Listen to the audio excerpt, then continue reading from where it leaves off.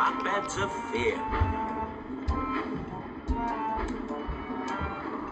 It was a misty day on the island of Sodor. At Brendam Docks, Cranky was unloading a big shipment of building supplies. What's that noise? That'll be the Flatbeds of Fear, Thomas. The Flatbeds of Fear? What are they? Well now, me hearty.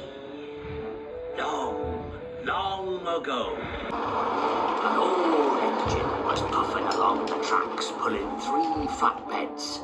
When suddenly his company snapped, and the flatbeds rolled away.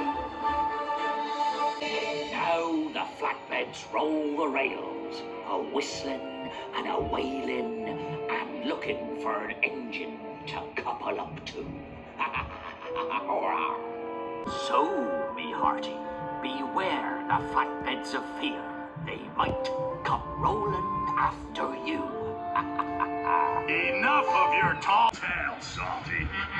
Thomas has work to do. Off you go, Thomas.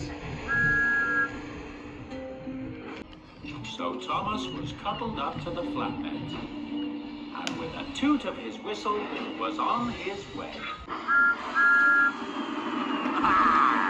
Watch out for the flatbeds of fear, Thomas. You never know when they'll come rolling by. Thomas clattered through the mist with the pipes on his flatbeds, when suddenly he heard the noise again. What's that? Thomas looked around, but he couldn't see anything that could have made the mysterious sound. Emily and Henry were at the shunting yard when Thomas arrived. Hello, Thomas. I've just heard the Flatbeds of Fear. The flat who of what? The Flatbeds of Fear. Salty told me about them. They roam the rails in search of an engine, and they whistle and wail. That sounds spooky. It was. Don't be such a pair of scaredy engines. There must be a perfectly sensible explanation. I hope so. I really do.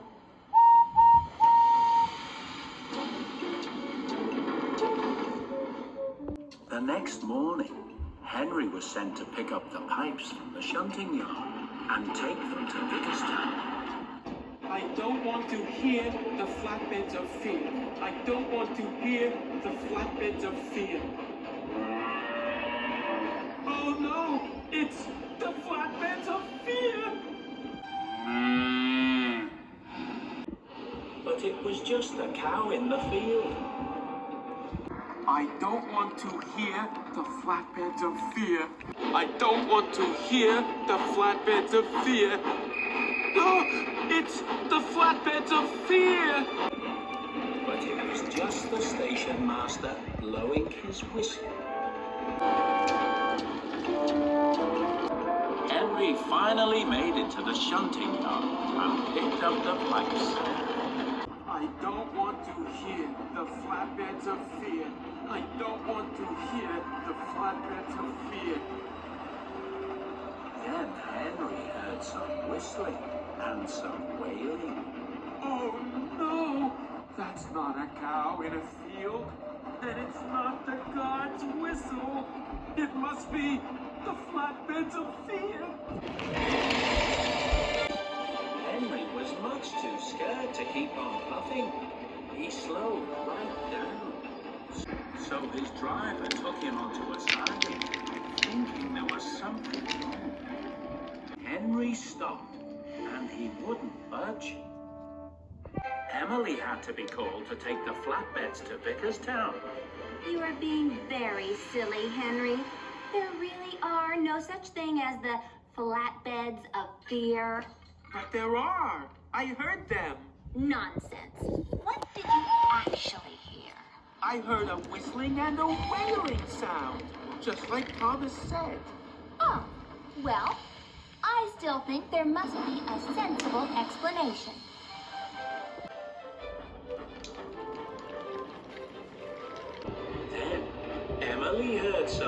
too. What's that noise? Thomas, are you playing a trick on me? But Emily couldn't see Thomas anywhere. Henry? Is that you? There was no sign of Henry. Emily puffed away as fast. But the whistling and wailing was right behind her. Oh no! Maybe there isn't a sensible explanation. Maybe it really is the flatbeds of fear. Emily puffed faster and faster. She tried to get away from the flatbeds of fear. Then there was trouble. Emily took a turn too fast. The pipes came loose and rolled off the flatbeds. Bubbling boilers! At least I can't hear the flatbeds of fear anymore. They must have gone away after another engine. Rocky had to be called to help load the spilled pipes onto the flatbeds again.